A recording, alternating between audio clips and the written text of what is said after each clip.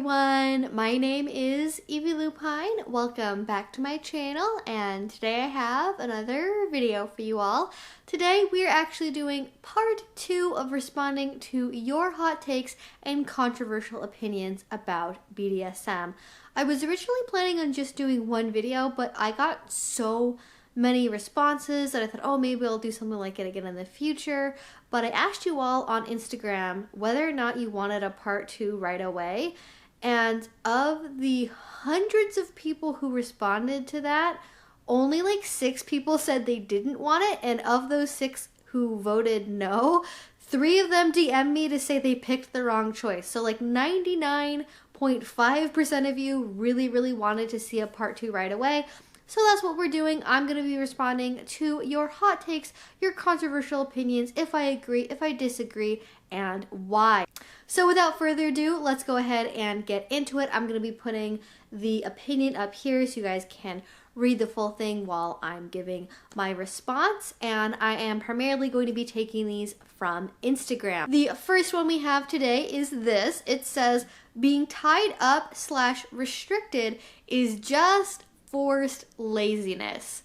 And I disagree. I maybe see where this person is coming from, because if you're looking at a bondage scene from the outside, it's really easy to just look at that and go, oh, they're just like laying there with rope on them or wearing cuffs, and like, what is that? You're just kind of like sitting around and doing nothing. And a lot of people do find that boring. But when you're looking at something like suspension, partial suspension, even like floor work, things where maybe you're having a little bit of back and forth with a partner, there's a lot that goes into that. We actually have a whole term for it. It's called active bottoming. Let me know if you guys want to see a video about that. But active bottoming involves a lot of manipulating your own body, putting weight into certain areas, trying to hold yourself up, tightening your ab muscles, craning your neck, trying to make, pretty postures, or lean into the pain, or relieving pressure from an area that's uncomfortable.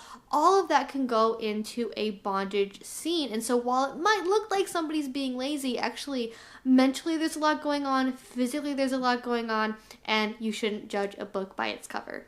All right, the next one says, you can't be a master / mistress at 22.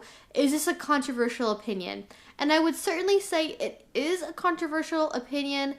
I disagree. And this is something I have really gone back and forth on a lot over the time I've been in the BDSM community myself, and I go to a lot of conventions and spaces and discussion groups that are led by leather people in the MS community. And while it might be unusual to have developed the skill set to call oneself a master by age 22, in reality, when you look at it, that's 4 years of being in the BDSM community.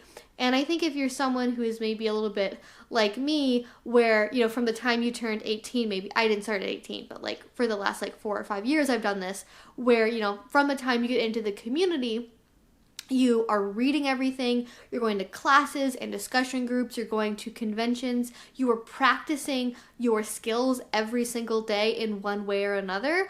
I think you could get to a point where you might be able to use that label, because at the end of the day, these are also just labels, right? And so I think there's a difference between saying somebody can't be a master or a mistress and somebody can't have an MS relationship, because these are words, and while they have kind of connotations in our community, people do use them how they feel like. And for some people, being a master or a mistress is just a fun roleplay title, or they might call themselves master. That might be the thing they prefer, but maybe it's more of like a historical roleplay thing instead of being in an MS dynamic, right? Having a 24/7 total power exchange dynamic. And so I think it would be unusual, but I also don't want to gate people who really have put in the time to use that label, because we don't really question it when people who are 40 or 50 say they're a master or say they're a slave, but they might actually have less experience than somebody who's 22 and been living and breathing BDSM for 4 years. Like, people who are 40 and 50,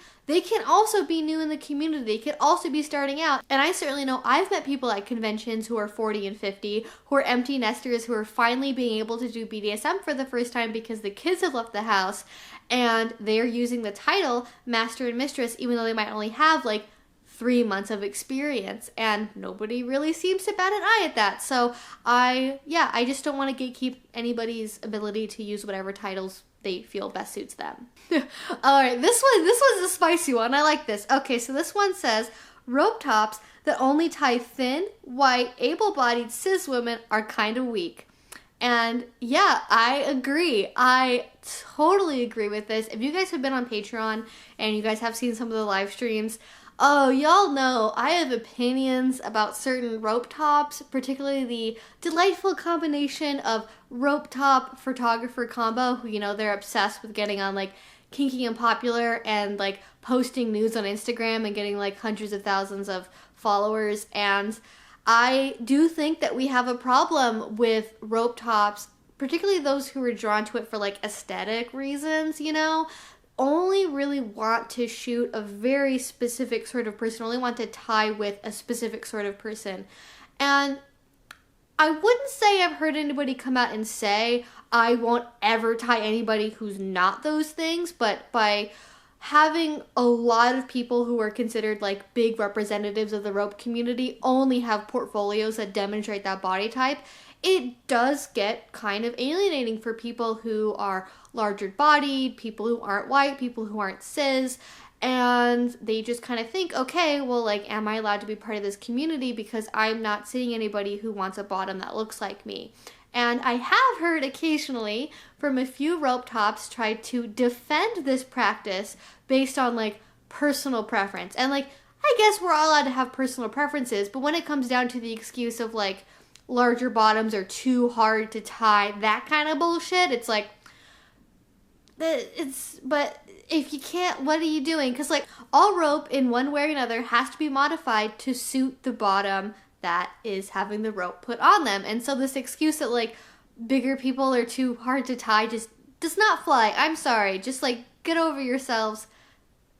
Just stop making excuses and just admit it if your skill set isn't prepared for anything slightly more difficult than tying a body that's exactly like the mannequin you have in your home office. All right, this one just says, I think pony play is dumb. And I mean, you're allowed to have your personal opinions, but I disagree. I think pony play is awesome. I know a couple pony players. They're all wonderful people. They're like so wholesome. I don't know why.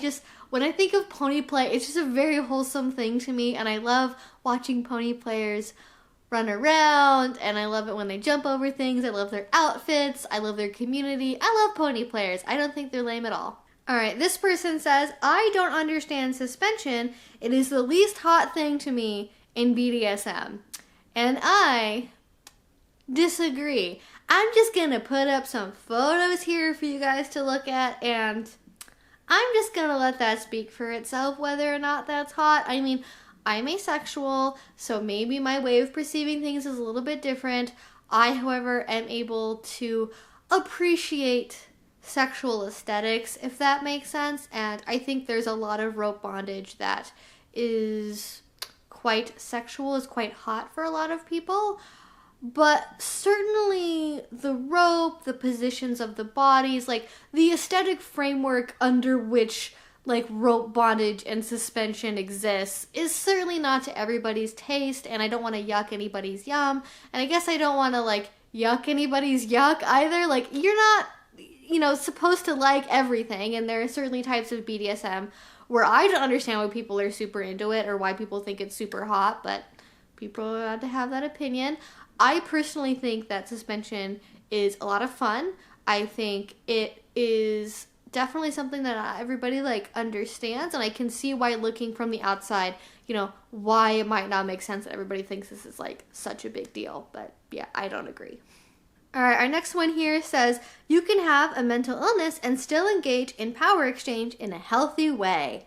I agree. I've had a couple of videos where I've talked about mental health before, not a ton, because that's not my area. I'm not comfortable really getting into mental health issues because I'm not a mental health professional, but there are a couple of books by Raven Caldera that go into mental illness and BDSM, what it's like to be a sub or a slave or a bottom dealing with mental illness, what it's like to be a top or a dom dealing with mental illness, that I think are great reference points for people who are living with mental illness, wanting to do healthy BDSM. They're not really like guides in the sense that they will tell you exactly how to do things the right way.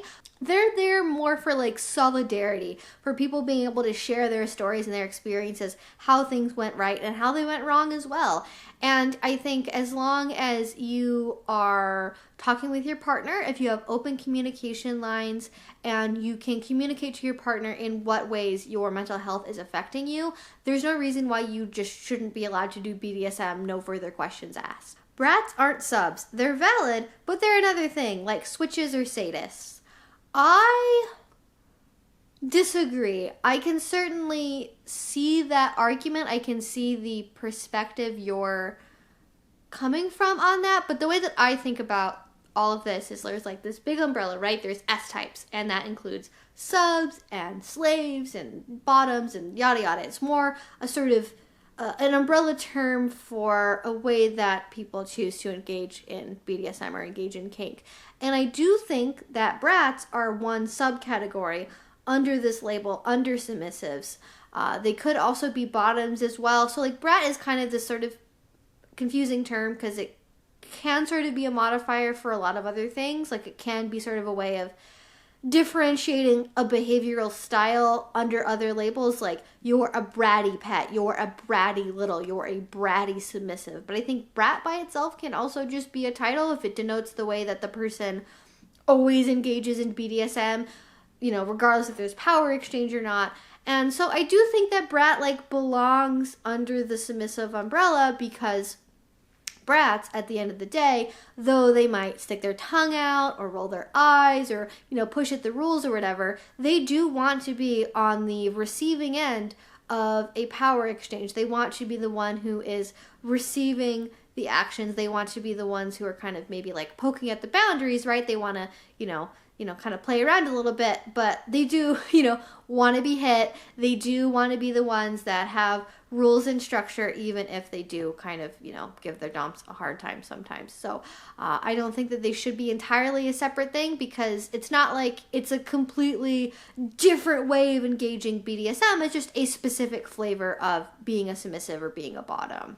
Okay, there were a bunch of these that were all about like CGL and CGL-re and age regression, and like, look guys, I'm not even gonna touch the age regression thing. It doesn't work with my brain. I don't understand it, so I'm not gonna talk about it. But there was one in here that I do want to address, which says age playing BDSM sexualizes minors and isn't okay. I disagree, and this is one I've thought a lot about. Like, I read this and my brain was like boom boom boom, all these points.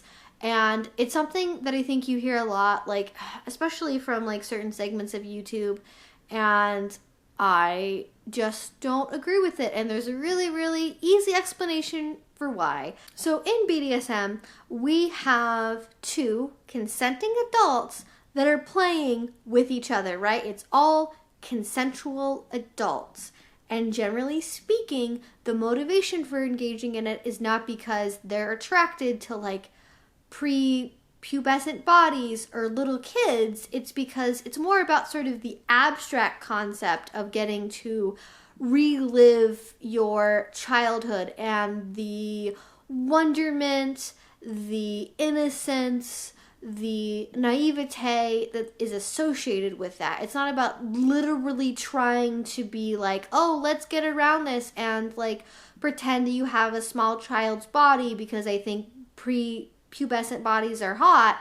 It's about kind of the innocence and the naivete that's associated with childhood, rather than like physically being attracted to small children. And I understand that can be a really confusing difference to make and kind of seems like I'm splitting hairs, but I do think it is a really big difference. Like, people who are engaging in consensual BDSM with other adults aren't sexualizing minors.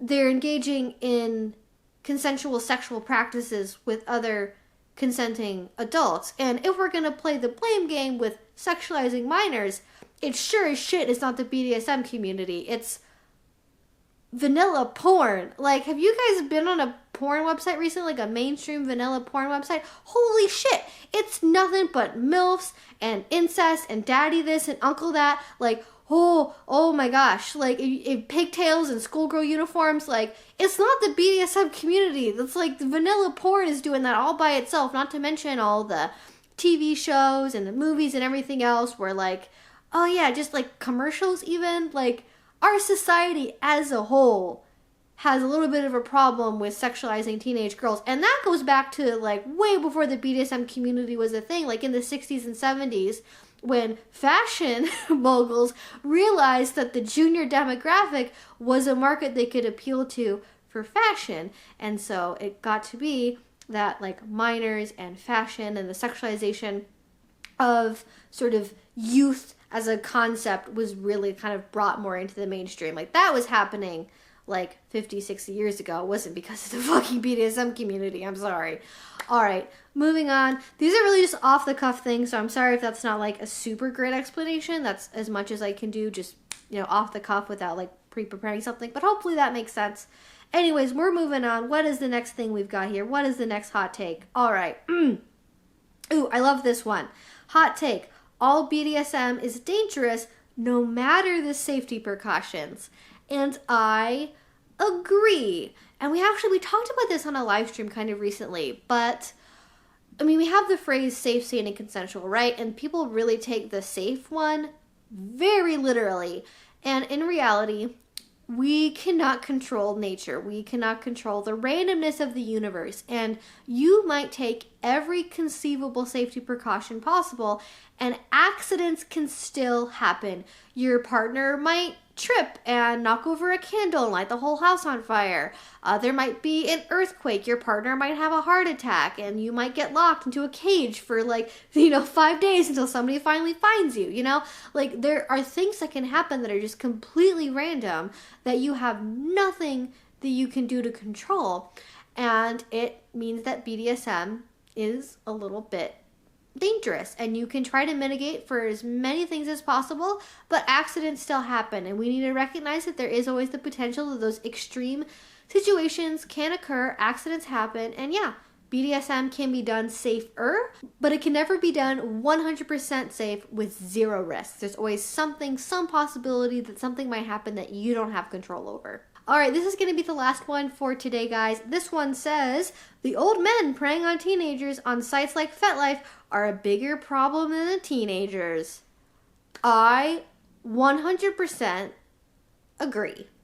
Predators are a big problem. Usually teenagers, if they're going on FetLife, if they're lying about their age, because FetLife does not allow you to make an account if you're a minor, and they will block you if they find out that you're a minor. Teenagers usually going on sites like that, they're just trying to understand their sexuality. They don't really know where to go. They don't know how to talk to members of their peer group. They're just trying to find information. They're just trying to find out about their sexuality. And I'm sure there are cases of teenagers going on FetLife and luring in adult men and things like that. But the predators are a way bigger issue because they are the adults in the room. And they know that what they're doing is wrong and that they shouldn't be trying to have online sex or getting nude photos from 16-year-olds on FetLife or any other website. It is just despicable. And again, like I said, FetLife does not allow you to make an account if you're a minor. It is supposed to be adults only. And so I hope that predators in specific are not finding minors on FetLife because they shouldn't be there to begin with, but places like Tumblr, Twitter, Instagram, any kind of social media, yeah, it's not the minor's fault for existing, and I don't think that they should be using BDSM tags or talking about BDSM in public spaces. I don't think that minors should be engaging in BDSM, but they're kids. They're still learning, their brains are still forming, they're not making rational decisions a lot of the times because they're teenagers and they're trying to figure out their sexuality. Whereas with adults who are adults, they know what they're doing. They know they're going after 14, 15, 16-year-olds. And yeah, they're the bigger fucking problem. And I want to apologize for that. I can simultaneously not encourage minors to be part of BDSM and tell them to wait, while also blaming predators for being predators. And I don't think that there should be a problem with holding those views. And like I said for the last one, these are just really off-the-cuff opinions. These aren't necessarily my fully formed thoughts. These aren't necessarily the things I would say in a video if I had more time to kind of, fully lay out an argument, but hopefully that makes sense. I do get kind of nervous doing responses to these because I'm like, ooh, I don't know, what if I like phrase something wrong? But hopefully you guys are understanding what I'm saying. That's all we have time for today. There were still dozens of these I didn't have time to get through, even doing this part 2. So hopefully we will do more like this in the future. If you did like this, if you want to see more like this from me, please give this video a thumbs up and I will try to get this into the regular rotation. If you have any comments, questions, your own thoughts, your own opinions, you can leave them down in the comment section below. If you like this, if you want to see more from me, please do subscribe. I make videos twice a week about all sorts of kink and BDSM related subjects. If you really enjoyed this, if you want to support my work, the best way you can do that is through Patreon. A link to that will be down in the description box below. If you already support me over there, thank you so much. It means the absolute world to me. And until I see you guys next time, I hope you have a great rest of your day and a great rest of your week. Bye-bye.